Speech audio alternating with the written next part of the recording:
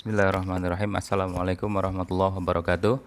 Eh, Selamat pagi, selamat berjumpa lagi di Bahasa Inggris untuk Agriculture.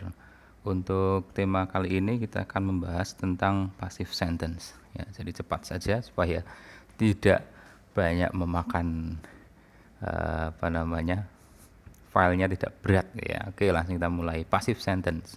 Kenapa kita harus belajar passive sentence? Yang pertama, passive sentence di sini menunjukkan objektivitas, ya, sebagaimana ilmu pengetahuan yang selalu pengen supaya objektif, ya, maka kalimat-kalimatnya pun harus merefleksikan objektivitas di sini. Objektivitas di sini artinya bahwa tidak adanya subjektivitas, tidak adanya prasangka, tidak adanya pendapat-pendapat pribadi saja, tapi sudah diverifikasi secara objektif lewat penelitian dan sebagainya. Ya, sehingga kalimat pasif di sini dipakai karena dalam kalimat pasif subjektivitas itu dihilangkan. Ya. Jadi strukturnya subjek itu bisa dihilangkan, objeknya yang dikedepankan. Ya, nanti kita bahas itu. Yang kedua, karena kalimat pasif ini menunjukkan objektivitas, objeknya yang dikedepankan, maka nggak heran bahwa di jurnal-jurnal ilmiah, terutama jurnal science, kalimat pasif lebih banyak dipakai, sehingga kalian nanti kalau umpamanya membuat jurnal penelitian tentang pertanian, entah itu tentang tanah, tentang teknik metode penanaman dan sebagainya, maka yang dikedepankan adalah penggunaan kalimat pasif, ya, tidak lagi mengedepankan Anda sebagai peneliti. Jadi nggak ada di dalam kalimat di penelitian ilmiah itu saya melakukan ini, saya enggak, tapi sayanya dihilangkan, langsung objeknya kedepankan. Oke. Nah, pembuatan kalimat pasif ini sama dengan dalam bahasa Indonesia, hampir sama, cuma ada perbedaan sedikit saja. Coba kita lihat dalam bahasa Indonesia. Ini kalimat aktifnya mahasiswa membaca buku pertanian. Oke. Maka kalau dalam bahasa Indonesia dipasifkan menjadi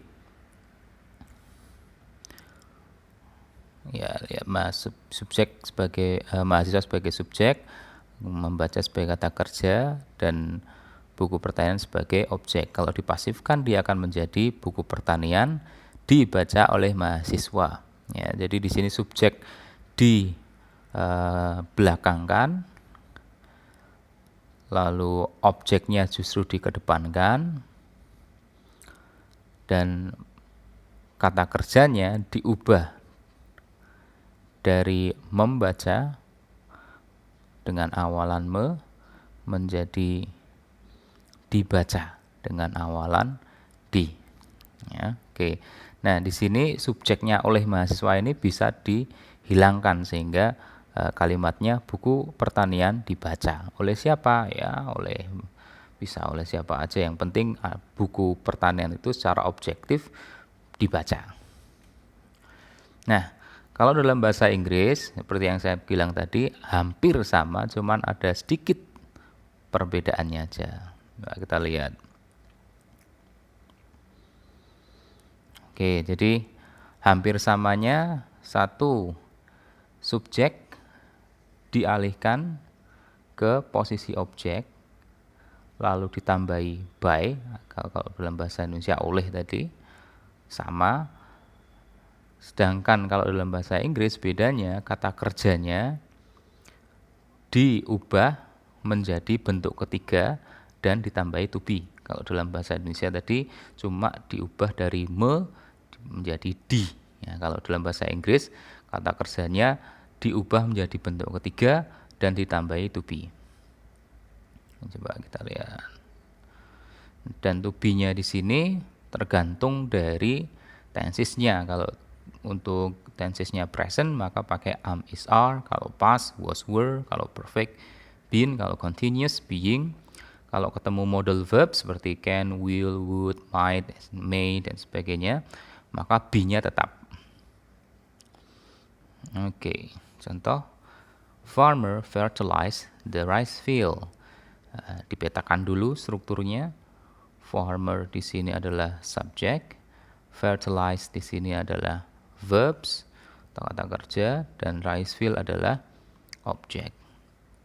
Nah, sekarang dipasifkan menjadi the rice field were fertilized by farmers. Ya, farmers dari subjek diposisikan sebagai objek. Di kalimat pasif itu sama posisinya seperti objek. Lalu objek di sini dikedepankan seperti subjek the rice field. Sedangkan kata kerjanya dari fertilized, ya, verb 2 artinya past tense, lalu dijadikan verb 3 fertilize juga, sama verb 2 sama verb 3 fertilize, cuman ditambahi to be. To be-nya were. Kenapa were? Karena the rice field-nya itu jamak, maka pakainya were, bukan pakai was. Oke. Nah, di sini bisa dihilangkan itu by the farmer-nya.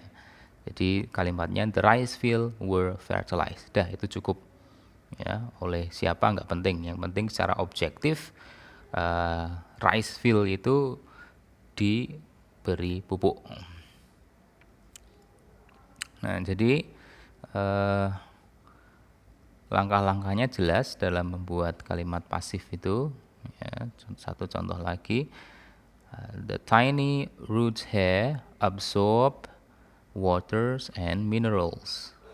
Menjadi water and mineral are absorbed by the tiny root hair. Subject the root hairs dibelakangkan, water and mineral as object dikedepankan, lalu kata kerjanya diubah menjadi bentuk ketiga, absorb menjadi absorbed, tambahi to be karena kalimatnya present, maka to be-nya adalah am is are. Nah, di sini pakai are karena subjeknya yang di pasif itu water and minerals, ya, pakainya are. To be plus verb 3. Oke, sampai di sini saja untuk pembuatan kalimat pasif. Tapi satu, hati-hati. Apa yang perlu dihati-hatiin? Kalimat pasif itu hanya bisa dibuat dari kalimat aktif transitif. Artinya kalimat aktif yang mempunyai objek. Kalau dia kalimat intransitif atau tidak mempunyai objek, maka tidak bisa dibuat pasif. Jadi kamu tidak bisa membuat kalimat pasif dari government is a kind to farmer. Pemerintah baik pada petani. Itu nggak bisa karena government di sini sebagai subjek, is kind di sini sebagai complement, ya.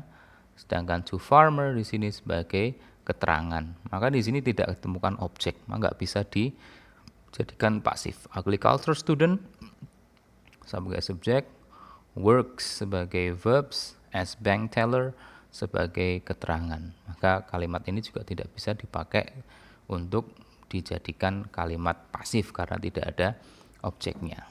Oke, jadi hati-hati. Tidak bisa semua jenis kalimat itu dijadikan pasif. Oke, sampai di sini. Terima kasih atas kehadirannya. Assalamualaikum warahmatullahi wabarakatuh.